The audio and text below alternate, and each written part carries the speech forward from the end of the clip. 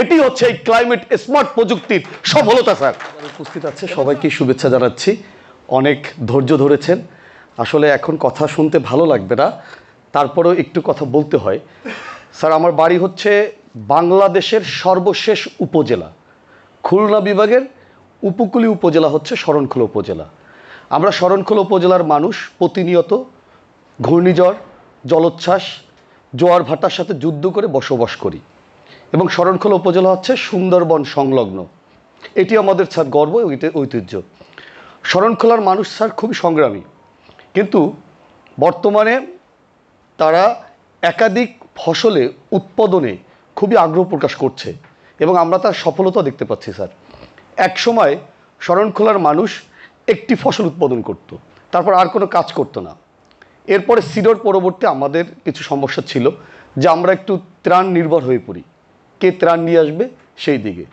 কিন্তু বর্তমানে আমাদের কৃষক এলাকাবাসী সবাই কৃষিকাজে মনোযোগী হয়েছে। কারণ হচ্ছে আমাদের শরণখোলা উপজেলার বর্তমান যিনি কৃষি কর্মকর্তা রয়েছেন দেবব্রত সরকার, তিনি ইতিমধ্যে কৃষকের বন্ধু খ্যাতি পেয়েছেন আমাদের শরণখোলাতে। কারণ আমি একেবারে ইউনিক তথ্য দিচ্ছি, আমি কাউকে খুশি করে বলছি না। শরণখোলা উপজেলায় কিছুদিন আগে ধানের যে বাম্পার ফলন হয়েছে স্যার, এটি শরণখোলার ইতিহাসে একটি ইতিহাস।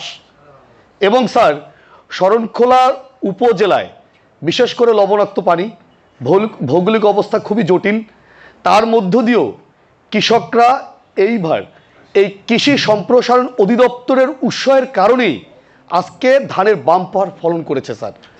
এবং স্যার আরেকটি বিষয় কি, যাকে বলা হয় মোটিভেশন বা একটু অনুপ্রেরণা।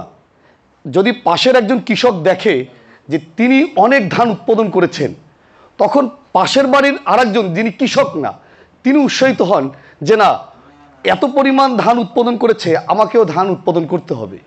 এই দেখা দেখি স্যার আজকে শরণখোলা উপজেলায় সোনালী ধানে আমরা সবাই পরিপূর্ণ স্যার। আরেকটি সমস্যা, আমাদের উপজেলাতে আপনাদের ক্লাইমেট স্মার্ট প্রযুক্তির মাধ্যমে খাল খনন করা হয়েছে। এই খাল খননের মাধ্যমে কৃষকরা অ্যাডভান্টেজ পাচ্ছে স্যার। এর কারণ কি, আমাদের এলাকার পানির সমস্যা, মারাত্মক পানির সমস্যা।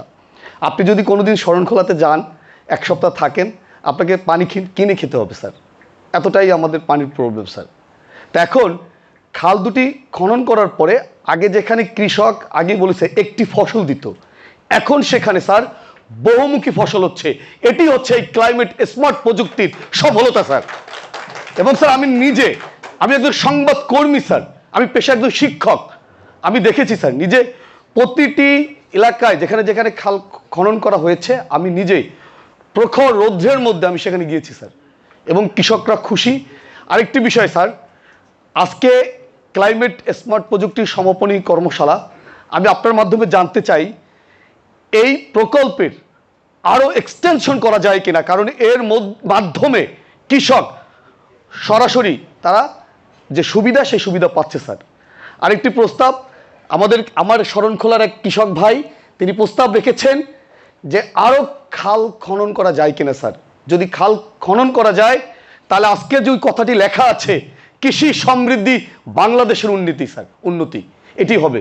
আরেকটি বিষয় স্যার, আমরা স্যার এখন পর্যন্ত আমেরিকা হতে পারি নাই, আমরা জার্মান হতে পারি নাই, ফ্রান্স হতে পারি নাই, আমরা ইরান হতে পারি নাই যে স্যার আমরা মিসাইল তৈরি করব, আমরা রকেট তৈরি করব। তা আমাদের মূল লক্ষ্য কৃষি। আমরা কৃষিতেই উন্নতি করে সারা দেশকে, সারা বিশ্বকে জানাতে চাই স্যার। কালকে একটি প্রোগ্রামে আমি ছিলাম, যার নাম হচ্ছে স্যার, ওটার নাম হচ্ছে পার্টনার প্রকল্প। সেখানে একটি তথ্য পেলাম যে সাতক্ষীরায় আম আজকে আমেরিকাতে যাচ্ছে স্যার। এটি আমাদের গর্ব স্যার, এটি কৃষি সম্প্রসারণের গর্ব স্যার।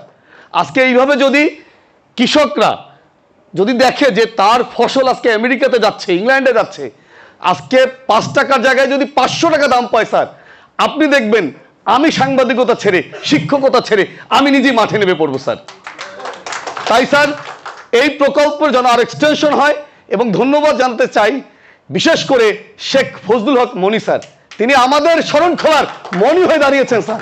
এর কারণ কি জানেন স্যার, আমি আগে বাড়ি বলছি না স্যার, কিছুদিন আগে কোকোনাট ক্লাম্বার দিয়ে কিভাবে নারকেল পাড়তে হয় তা নিজে সরাসরি বৃষ্টিতে ভিজে তারপরে তিনি দেখিয়েছেন। আমি আগেই বলি শরণখোলা ভৌগোলিক অবস্থা, এই আপনাদের খুলনাতে বৃষ্টি নেই কিন্তু স্যার, এখন কিন্তু আমার মায়ের সাথে কথা বলেছি, শরণখোলাতে প্রচুর বৃষ্টি হচ্ছে স্যার বর্তমানে স্যার।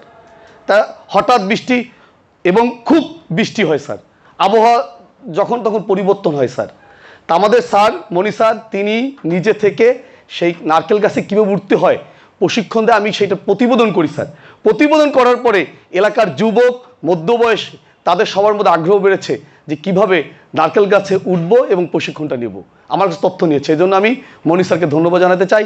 আরেকটি বিষয় স্যার, আমাদের এলাকায় নারকেল সুপারি হয়, কিন্তু ইদানিং একটা সমস্যা দেখা দিচ্ছে, নারকেল গাছে পাতায় সাদা সাদা এবং কালো কালো রঙের একটা আবরণ পড়ছে, যার জন্য নারকেল গাছে মানে প্রত্যাশিত নারকেল বা ডাব উৎপাদন হচ্ছে না স্যার। এবং সুপারি গাছও একই সমস্যা। এই বিষয়টি আপনাদেরকে আমি দৃষ্টি আকর্ষণ করছি স্যার। আর কিছু বলবো না, আপনাকে অনেক ধন্যবাদ, সবাই ভালো থাকবেন।